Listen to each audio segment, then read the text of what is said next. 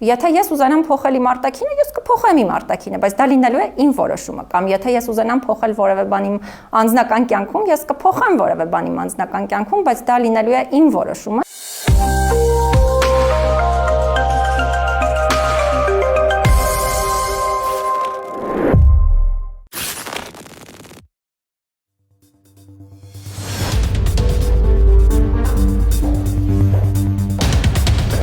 Ես ինքս ինձ շատ ուժեղ մարդ եմ զգում, շատ ինքնաբավ մարդ եմ զգում, շատ հաստատակամ եմ ընդհանրապես իմ որոշումներում, հստակ գիտեմ իմ նպատակները։ Այո, կարևոր քննադատությունը իմ հետագա զարգացման համար հիմք կարող է լինել, բայց ինձ չի կարող կոտրել։ Օրինակ, մեկը ասաց, դուք չեք էլ կարող երեխաների իրավունքների մասին խոսել, որովհետև դուք նույնիսկ երեխա չունեք։ Սա ամենահեշտ թիրախավորման մեթոդն է։ Արտաքին հատկանիշների, ընտանիք ունենալ, չունենալու, երեխա ունենալ, չունենալու հետ կապված, որովհետև մեր հասարակությունում սրանք զգայուն հարցեր են դիտարկվում եւ սովորաբար կանայք երբեմն կարող են նաեւ ընկրկել կանանց աղջիկների հետ իմ հանդիպումներից մեկի ընթացքում ցույց տվեցի իմ լուսանկարը, որը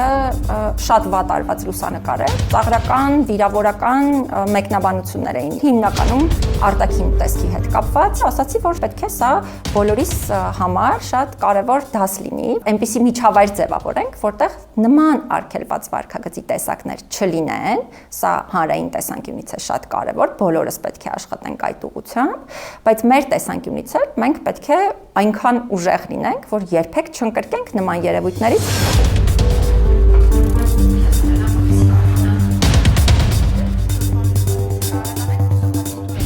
Զանգվածային լրատվության միջոցները երբեմն եւս տարածում են այն բովանդակությունը, որը հենց կանանց թիրախավորող է, այսինքն ոչ թե օրինակ այդ պաշտոնատար անձի, կին պաշտոնատար անձի գործունեության բովանդակությանն է առնչվում, այլ նրան թիրախավորում է, դոմինոյի էֆեկտով է իրականացվում, որովհետև երբ որևէ մեկը կազմակերպում է նման բան, իհարկե հետագայում ավելանում են բազմաթիվ մարդիկ, ովքեր չեն էլ պատկերացնում, որ այդ process-ի մաս են դառնում, բայց կազմակերպիչներին այո գիտեմ։ Մարդիկ են, ովքեր քաղաքական դերակատարություն են իրականացնում, շատ դեպքերում նրանք հենց տղամարդիկ են եւ սա էլ է շատ առանձնահատուկ մեր միջավայրում, որովհետեւ մեր հանրային ընկալման կոնտեքստում տղամարդիկ այդպիսի վարքագիծ չեն կարող դրսևորել, բայց չափազանց հաճախ է հենց տղամարդկանց կողմից նման գործընթացների կազմակերպումը։